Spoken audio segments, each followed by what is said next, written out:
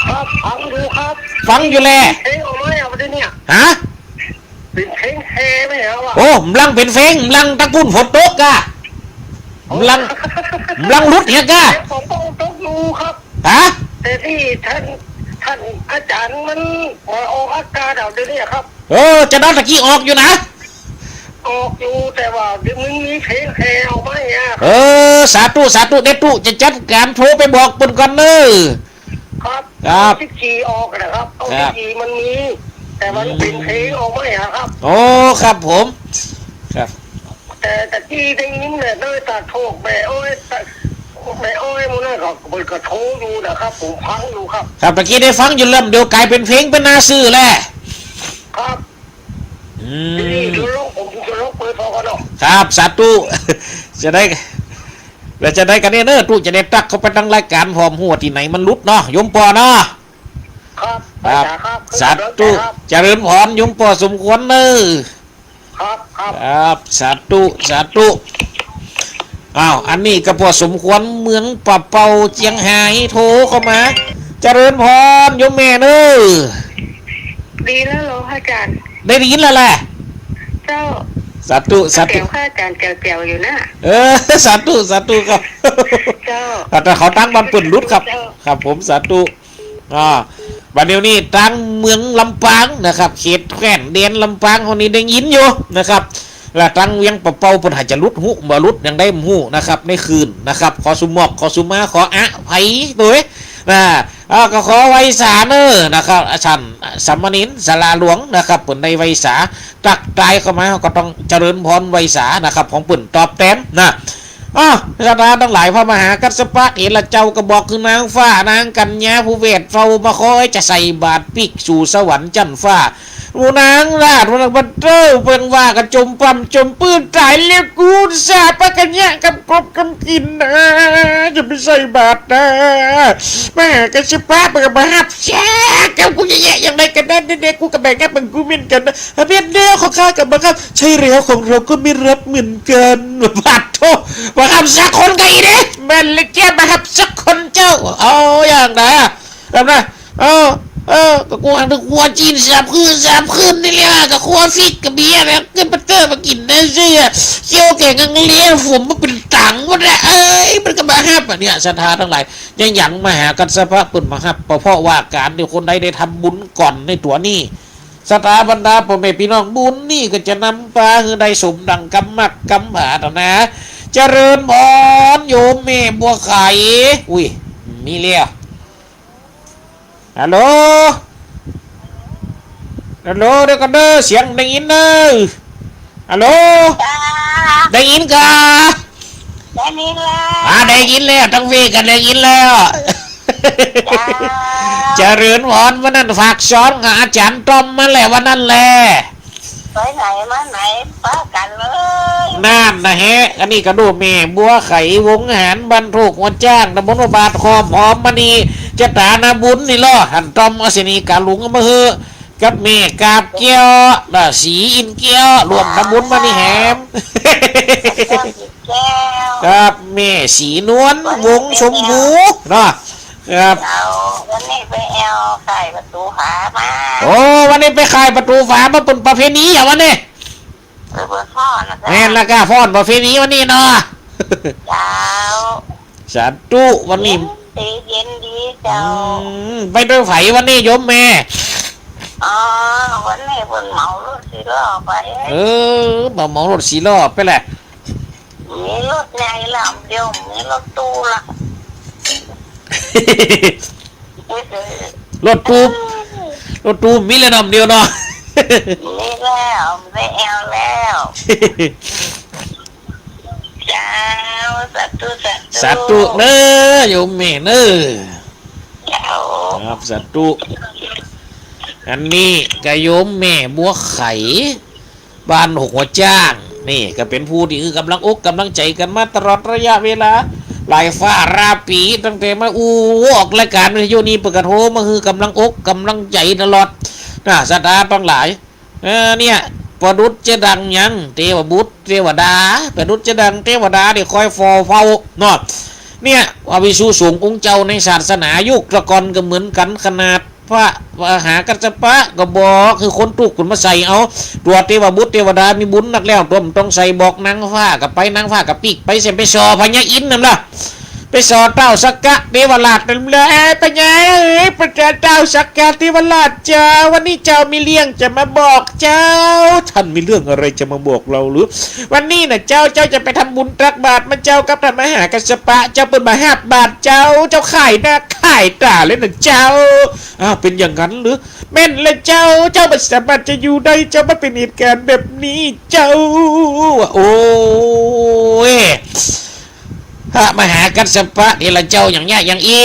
เพราะว่าเป็นได้ประเข้าสารเจ้าสารสมาบัติเจ้าหลังจากออกมาแล้วปุ๊บคนใดมีบุญได้ใส่ก็จะได้บุญนักครับพรดังที่ไปขอจะได้สมใจเจ้าจริงหรือแม่นเจ้าจริงเนาะใช่เจ้าไม่รู้อยู่นะไม่อยู่เจ้าบ้าโทษสถานทั้งหลายเจ้าสักกะเทวราชก็คือพญาอินทร์ก็เลยลงมาใส่เองเลยนะสถาบรรดาพ่อแม่พี่น้องโอ้กันไทยพาแหลงเป่งกายมาเป็นคนเท่าสองผัวเมียดึงเข้าดึงน้ำหุงเข้าหาป่ามันเนี่ยกำคุกกำกินเอาไว้สวาย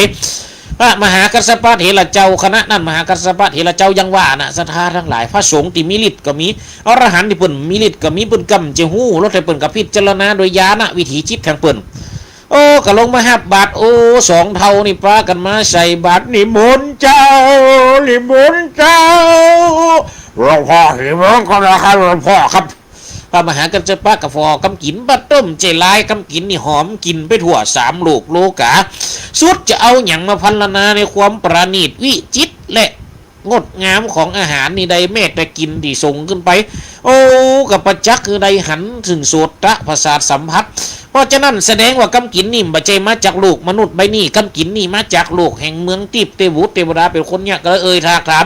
เต้าสักกะเป็นก่อนนี่เต้าสักกะว่าเม่นแล้วครับผมเนี่ยครับกระตัวยังมือคนตุกไปเนี่ยเห็นหน้าตัวก็เป็นคนร่ำคนรวยคนมั่งคนมีสื่อความสุขกันแล้วโลจะมาลู่ของเปิ้นย่างเนี่ยสุดท้ายสนั่นละความตุกนิ่มเจว่ามีกับคนเฮาทั่วไปนะไปเพียงเมืองเต้าเมืองเทวดาก็ยังบอกข่าวกล่าวถึงหลานความตุกนี่เจริญพรป้อหลักสมควรได้ยินก็จ้าปุ๊บไปเลยอ่ะถูกมันได้เอ้ยเบี้ยดับไปยะกับเป็นยะเนี่ยแกอู้กันไปก็ได้เนี่ยสถาบรรดาพ่อแม่พี่น้องโอ้ความตุกนี่กำเจียวมีกับคนนะเทวดากับตุกเนี่ยสถาทั้งหลายเพราะฉะนั้นการที่ว่าจะหนีตุกเนี่ยมันจะหนีได้เขาจะต้องประสบพบกับมันไปมีที่สิ่งอย่างสถาทั้งหลายพระพุทธเจ้าจะไปเขาหาทางดับตุกอย่างคือหันตัวจ่องว่างแห่งตุกแล้วก็ออกจากตุกนั่นคือใดเนี่ยสถาทั้งหลายทุกคือความไม่สบายกายไม่สบายใจมันก็สมุทัยเหตุเนี่ยเกิดทุกข์เนี่ยสถานทั้งหลายนิโรธการดับทุกข์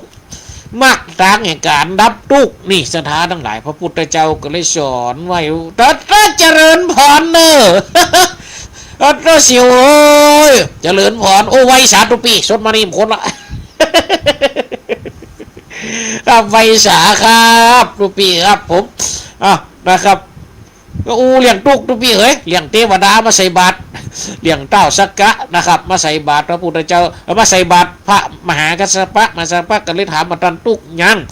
เบิกก็เลยบอกคือฟังเต้าสักกะเทวราชที่ข้าน้อยนี่เกิดนะยุคนั้นแบบนี้พระพุทธเจ้าก็เนี่ยอ่านพอสมควรโนมาแล้วเจริญพรโยมพอสมควร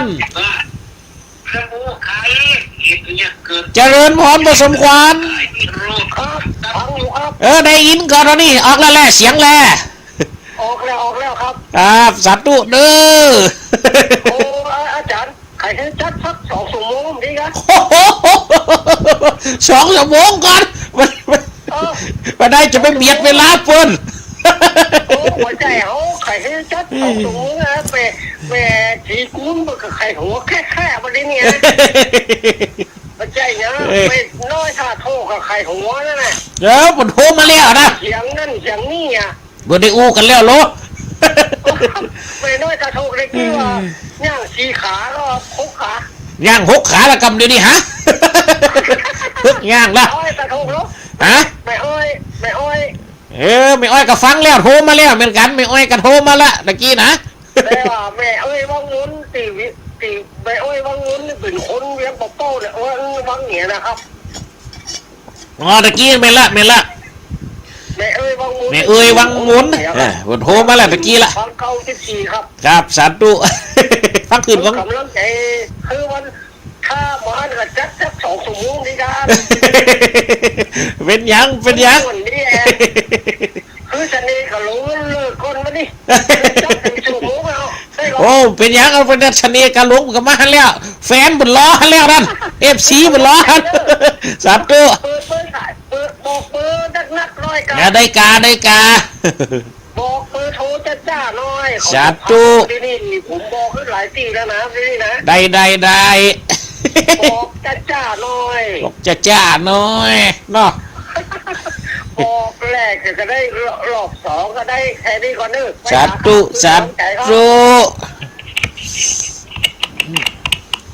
ฟัดโตลัวลุบแหละพอสมควร ศรัทธาบรรดาพ่อแม่พี่น้องเทวดาบุกมิตุกพ่อปุ่นโลมหากัสสปะเทระเจ้าอันนี้ตะกี้เลี้ยวไปนะพอสมควรนำจีเต้าสักกะเทวราช อันนี้พอสมควรมันโทรมาคือกับโลกกำลังใจตะกี้ทั้งปุ่นสดไปเป็นเฟ้งไงกำมันว่าเริ่มเดินในปีกโทรมาใหม่มาบอกข่าวได้ละได้ยินละนะปุ่นว่านะศรัทธาทั้งหลายเนี่ยตะกี้เขาก็เล่าถึงเต้าสักกะเทวราช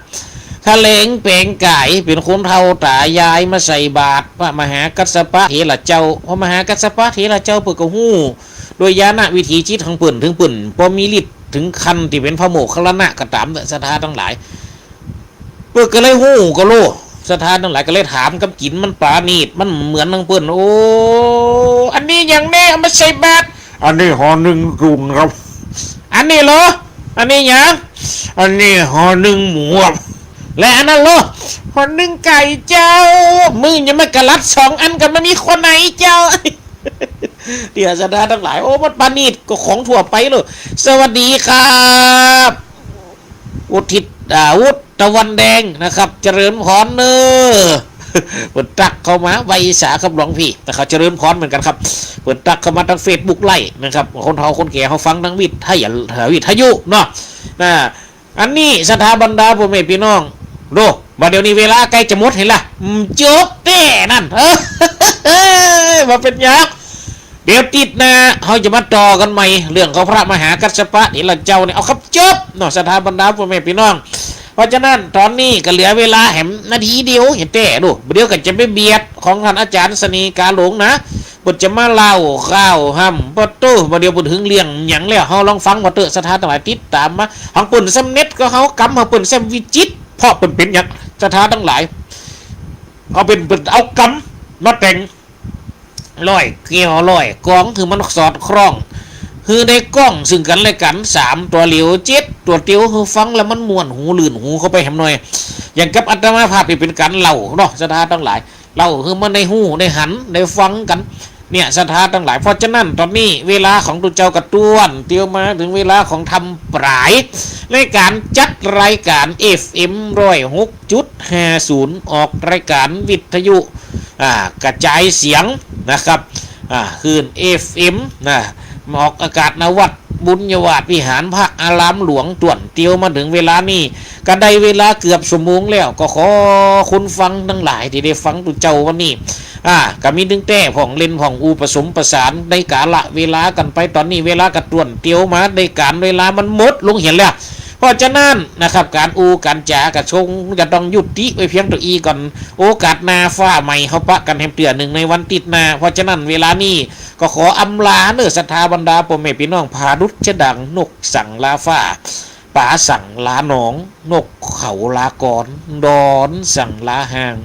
กบลาเขาหูเสือลาจากทำนกเขาลากรป่าไม้กำอูกำจ่าพันนาก้อนใกล้หมอกว่าใดเป็นดีบัดนี้เวลาเข้ามาสักขีจบกันพอดีไว้เพียงตะอีขอเจริญพรเจริญสุขญาติโยมสาธุชนคุณฟังทั้งหลายขอไว้สาพระสงฆ์องค์เจ้าจุรูปจุตนจุวรองค์ไปณโอกาสนี้ขอเจริญพรไว้สาจุตนจุองค์ครับ